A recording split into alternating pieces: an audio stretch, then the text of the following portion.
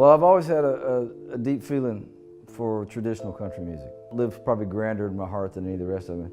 And Connie Smith is somebody that is a part of my life. There was a time when he stood before tens of thousands of fans, mandolin in hand, silver hair glowing under the spotlight, yet inside he felt empty, like a man playing music for his own loneliness. Marty Stuart, the last cowboy of classic country, may never have exploded on the Billboard charts. But for those who listen to country with their hearts, he is the final keeper of America's soul. He played alongside Johnny Cash at just 13, walked into the Grand Ole Opry as if music had preordained his path. Marty seemed born to be a legend, but that light once burned him too. He wrestled with the dilemma between staying true to tradition or becoming the kind of modern star the industry wanted. He once chased fame so hard, it cost him his first love. He was swept up by the market's demands, only to quietly retreat, like the best man at the fading wedding of an old heritage, a misfit in the new world of Nashville. At 65, he still takes the stage as if he never left, with his long hair, flamboyant suits, and the mandolin once owned by Bill Monroe. But behind that vibrant image lies a winding journey marked by years of obscurity. No scandals, no new hits, no headlines. Just a man drifting between churches, museums, and tiny theaters, clinging to the last shred of authenticity in country music. Marty is more than an artist. He's a storyteller, a heritage curator, a living bridge between Hank Williams and the rising voices of Nashville. Marty Stuart's life proves that you don't have to be the loudest to be the most important. And perhaps, in a world increasingly shaped by trends, he stands as a quiet reminder that for music to endure, it must begin with an honest heart. Early life. Marty Stuart was born in 1958 in Philadelphia, not the big city in Pennsylvania, but a small town in Mississippi where faith and music went hand in hand with every family dinner. His mother was a Bible teacher. His father worked on the railroad, but carried within him the soul of an artist, passionate about the mandolin, the guitar, and Southern music. In that tiny world, Marty grew up between two contrasting currents: the echoes of Baptist hymns on Sunday mornings and the wail of guitar riffs from the AM radio every weekend night. From as early as age 5, Marty wasn't out playing ball like the other kids. Instead, he would sneak his father's guitar, listen to records by Flat and Scruggs, Hank Williams, and teach himself how to play note by note. But the strangest thing wasn't that he could imitate. It was that he could hear the soul of country music. While his classmates memorized lyrics just for fun, Marty would sit for hours dissecting how Johnny Cash leaned into a single word, or how Bill Monroe made the mandolin speak in place of lyrics. Encouragement came from his grandmother, the first person to tell him, "You're an artist. Don't let anyone take that away from you." It was she who took Marty to his first music festival, where a 12-year-old boy saw Connie Smith perform on stage for the first time, a moment no one could have guessed would shape the rest of his life. For a child devoted to the arts in a conservative rural town, Marty quickly became the odd one out. He grew his hair long, wore black, and spoke about country music as if it were a religion. Friends drifted away, teachers didn't understand, and neighbors whispered behind his back. But Marty never gave up. At just 13, he did what no one in Philadelphia, Mississippi dared to dream. He joined the touring band of Lester Flatt, one of the founding fathers of bluegrass. No one really knows how a preteen boy managed to break into the professional world, only that he carried a little mandolin and the unyielding spirit of a musical preacher. From then on, he left school, left home, and began living like a grown man, sleeping on tour buses, performing every night, and learning to survive in a world that had no pity for a childhood left behind. But in his heart, there was no bitterness, only one unshakable belief. If I can hold on to what's real, music will never abandon me. Early career. At 13 years old, while most of his peers were still learning how to solve geometry problems, Marty Stuart stood in a smoke-filled honky-tonk bar, mandolin in hand, playing alongside Lester Flatt, a bluegrass legend and former member of the Foggy Mountain Boys. No one asked the pubescent kid if he was scared or homesick. They only cared about one thing. Did he play in time? Did he merge with the soul of the song? In truth, Marty didn't just merge, he absorbed music as if it were his native language. During those teenage years, he learned more than any school could ever teach. How to stay in rhythm when a string breaks, how to handle the cold stares of a half-drunk bar crowd, how to breathe steadily on endless road trips across America. It was a harsh education, where every night on stage was an exam, and every legend decades older was a silent mentor. When Lester Flatt passed away in 1979, Marty lost the greatest guiding figure of his life. But instead of turning back, he stepped even deeper into the heart of country music, joining the band of Johnny Cash. At that point, Cash was already a global icon, while Marty was still just a long-haired kid in a fur-lined jacket, clutching his mandolin like a lucky charm. No one believed he'd last long next to the Man in Black, a man known for his strict standards and artistic intensity. But Marty didn't just last. He became an indispensable part of Cash's band for over 6 years. During that time, he learned how to tell stories through music, how to turn sorrow into lyrics, how to survive in an industry that could swallow anyone who missed a beat. At the same time, he began to experiment with his own voice and guitar. By the late 1980s, after a period working as a session musician for artists like Doc Watson and Bob Dylan, Marty finally stepped out from the shadows of the legends, both literally and figuratively. In 1985, he released his first solo album, Busy Bee Cafe, a raw blend of traditional bluegrass and the nuanced touch of a man who had been living like a grown-up since he was 13. Though it didn't make a commercial splash, that album was Marty's declaration. I am not anyone's shadow. Career success. Marty Stuart didn't rise to fame through sudden hype. He was a slow-burning flame, steadily spreading through the world of country music for over 4 decades.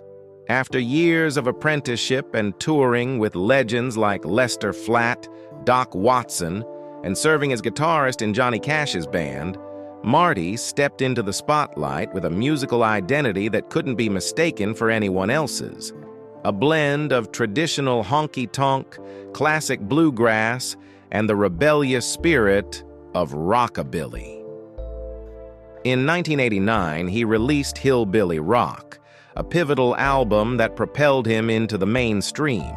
Its title track, with its driving rhythm and distinctly Southern performance style, put Marty on the map at a time when Nashville was dominated by polished, radio-friendly names. He didn't just revive the image of long-haired cowboys in flashy suits and echoing mandolins. He brought back a raw, honest, deeply American way of storytelling through music. Soon after, hits like Tempted Little Things, Burn Me Down, and Now That's Country solidified his place in the genre.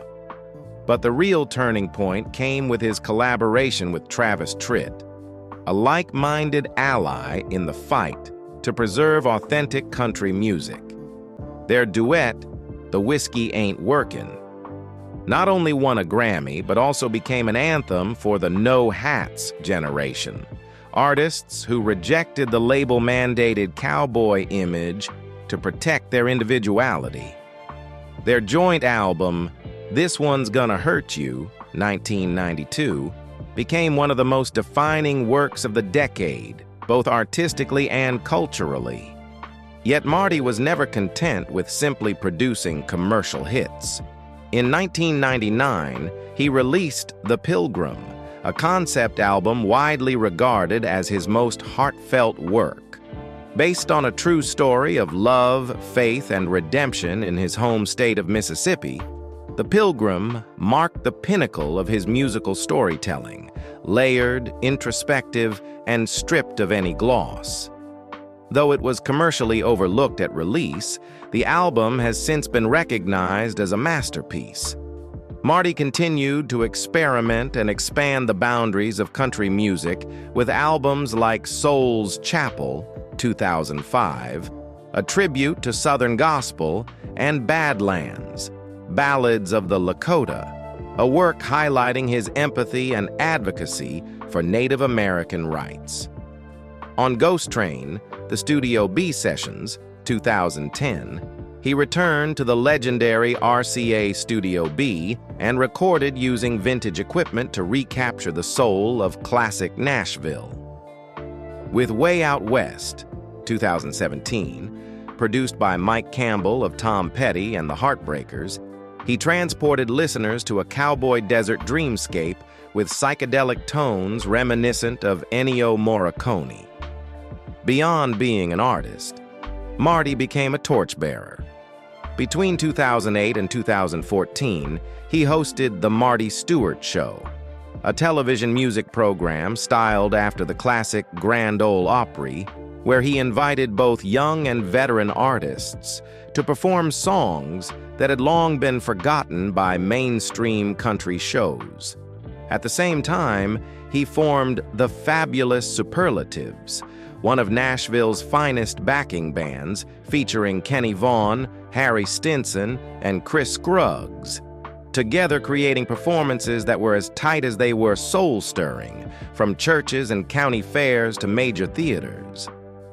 This relentless dedication earned him numerous accolades: 5 Grammy Awards, the Americana Lifetime Achievement Award, Grand Ole Opry membership since 1992, and induction into the Country Music Hall of Fame in 2020. But perhaps his greatest reward has been the unwavering respect of his peers, from Johnny Cash and Merle Haggard to Willie Nelson, who saw in Marty not just a musician, but a guardian of country music's soul in an era increasingly defined by commercialization. Whether under the spotlight of a grand stage or quietly backstage at a community event, Marty Stuart has never abandoned what makes him unique: an unwavering commitment to his identity. And because of that, he's not just an artist. He's a keeper of memory, a bridge between the past and present of American music. Personal life. Unlike the dazzling image on stage, long hair, embroidered suits, and a blazing guitar full of magic, Marty Stuart's personal life has been a quiet journey, marked by many turns and fractures not easily explained. In a musical world that spins fast and breaks easily, he chose to love, lose, and love again, with a resilience that's rare. Marty's first marriage came as a shock to many in the industry. In 1983, he married Cindy Cash, the only daughter of Johnny Cash. Their relationship began like destiny, 2 young souls raised in the towering shadows of country icons, meeting while Marty was still a musician in Johnny's band. But what began in admiration and harmony quickly exposed their differences. They were too young, too unstable, and too divergent in how they envisioned the future. The marriage ended quietly after just 5 years. No scandal, no accusations. Just 2 people unable to hold on in the whirlwind of fame and familial expectations.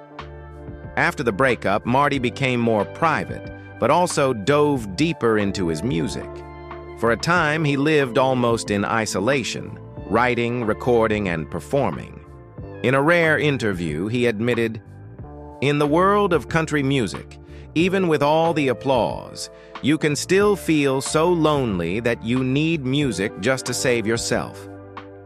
And then, love returned in the most unexpected way, and from the woman he once called a living legend. In 2008, Marty married Connie Smith, the legendary country singer of the 1960s, 17 years his senior. The twist? Marty had loved her since he was just 12 years old. After seeing her perform at a fair as a boy, he told his mother, "I'm going to marry her one day." Everyone thought it was just a child's dream, but Marty never forgot. Before finding her final home in Marty's heart, Connie had walked through 3 marriages, 3 attempts to define happiness, and 3 silent releases when things seemed settled. Each man left more than a name on a legal record. They etched quiet scars on her soul. Her first marriage came in her early 20s. Jerry Smith, her first husband, was neither famous nor from the music world. It was a marriage more out of responsibility than love. Connie was pregnant, and as she later shared, marriage felt like the right thing to do. They had a son together, but soon their differences in spirit and vision emerged. She sang on stages. He lived under the weight of fatigue.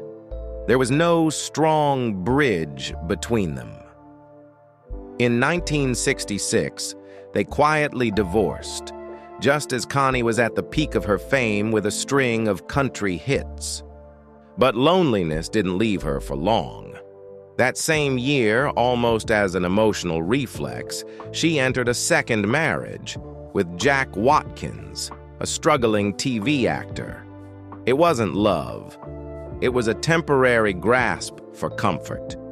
The relationship was so brief that there's little public record of it.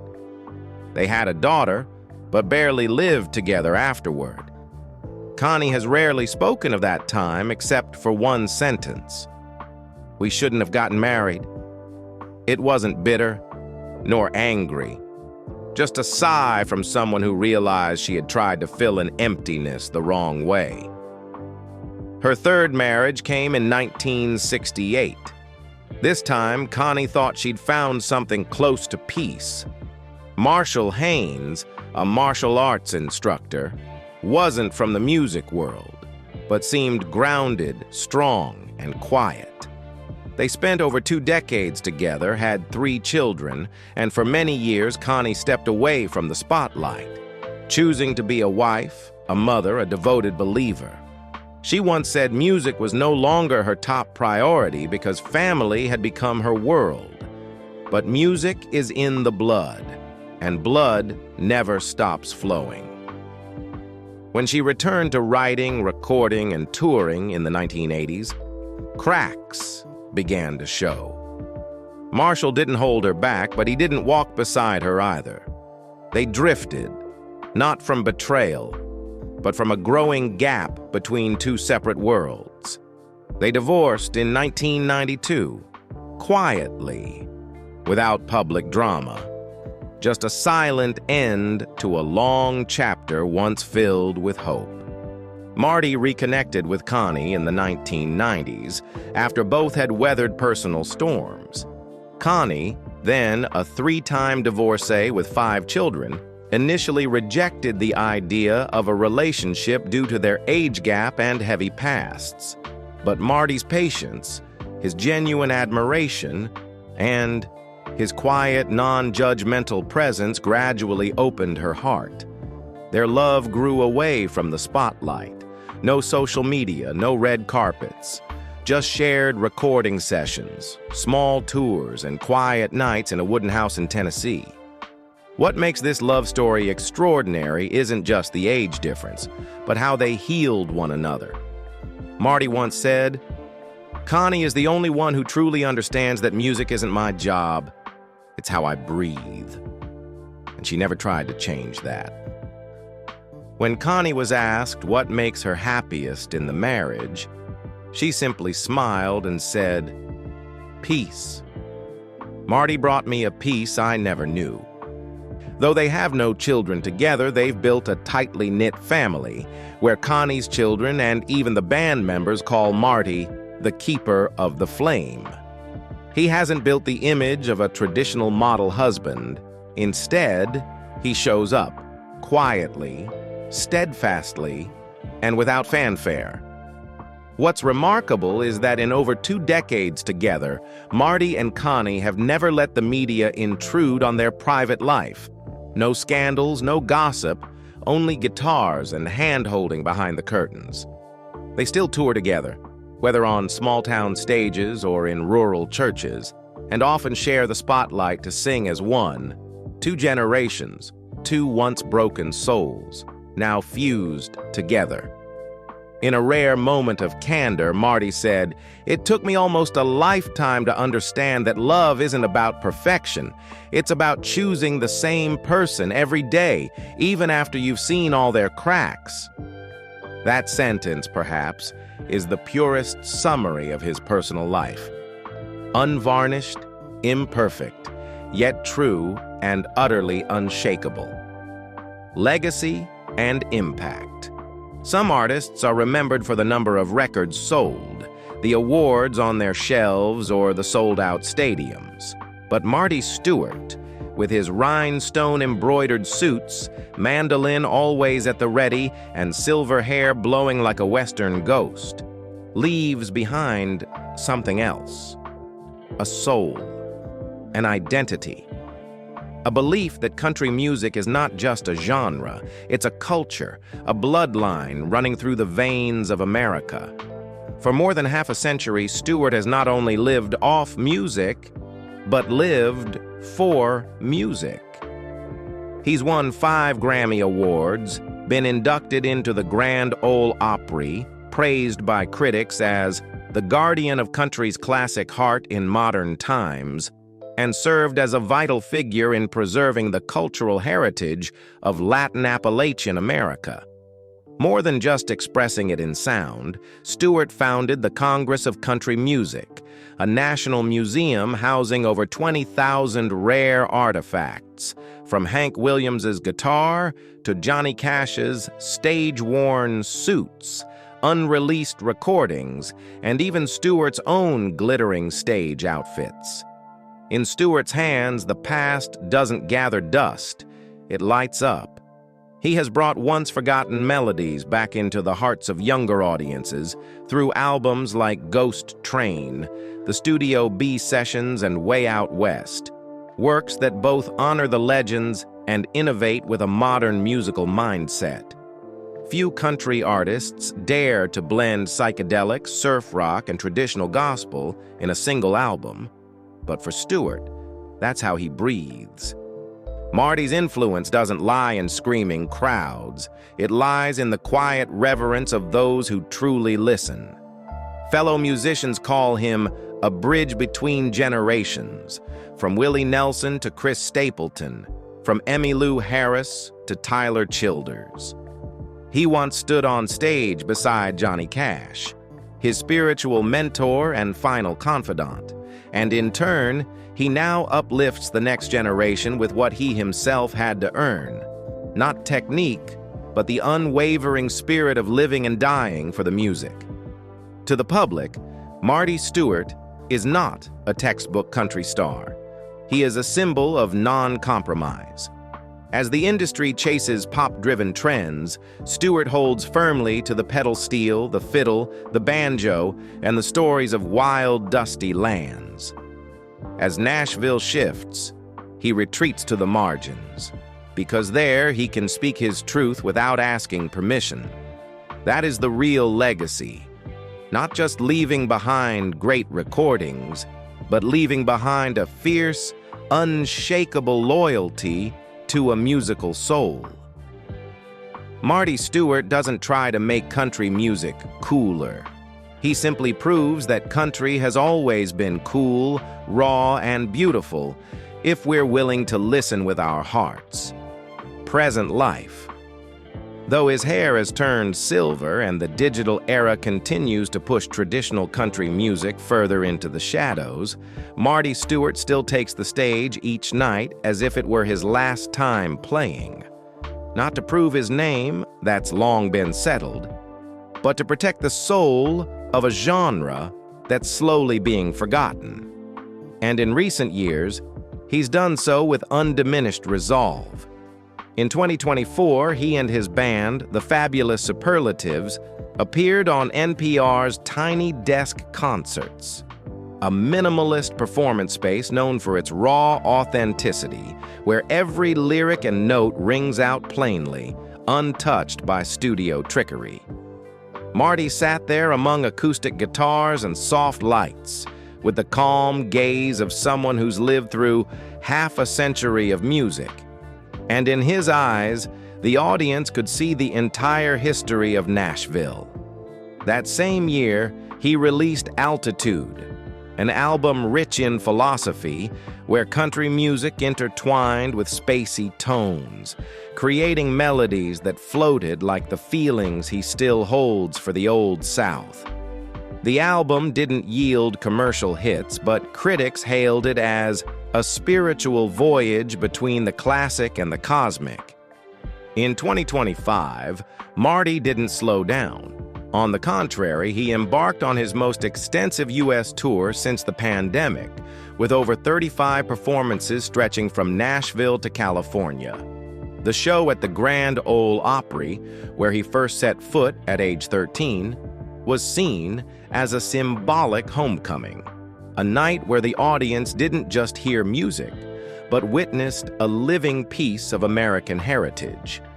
On that stage, he performed instrumental tracks from Space Junk, a collection of wordless soundtrack pieces he composed during a period of introspection, like a quiet conversation between his spirit, the universe, and the past.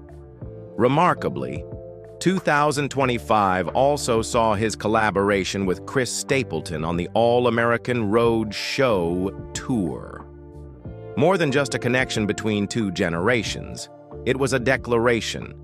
Country music is still alive, as long as there are artists like Marty Stuart standing center stage, playing straight from the heart. Beyond performing, he's quietly continued work on his Congress of Country Music project in his hometown of Philadelphia, Mississippi. It's not just a museum, it's a living sanctuary for country music, displaying over 20,000 artifacts collected over a lifetime, from Hank Williams's guitar to handwritten notes by Johnny Cash. For Marty, this is a place where the old musical spirits aren't buried. They're simply waiting to be heard again. At age 66, while many of his peers have retired or stopped creating, Marty Stuart still keeps a grueling tour schedule, still writes music daily, still records, and still gives voice to the Old South he cherishes. He doesn't need fanfare to be remembered, just a mandolin, a pair of boots, and a quiet audience willing to listen. Because for Marty, this is no longer just a career. It's a life. It's the reason for being. Marty Stuart isn't the kind of name that shows up loudly on magazine covers or on trending lists every week. But he is a quiet icon, enduring, steady, like the sound of the mandolin that has followed him since he was 5 years old. Once a strange kid teased at school for loving outdated music, he is now the keeper of the soul of classic country, a genre long forgotten in this noisy modern age. He didn't just survive the times, he walked straight through them, holding on to the belief that true value never goes out of style. From a child who left home at 13 to join Lester Flatt's band, to a 66-year-old man still standing on the Grand Ole Opry stage as if it were his very first night, Marty has never let go of the reason he began: a love for honest music and deep reverence for those who came before. And what about you? After everything you've learned about him, what is it about Marty Stuart that you can't look away from? Share your thoughts in the comments. And if you believe the world needs more stories like this, don't forget to subscribe. Let's keep walking this journey together with people who live truly, love deeply, and never, ever give up.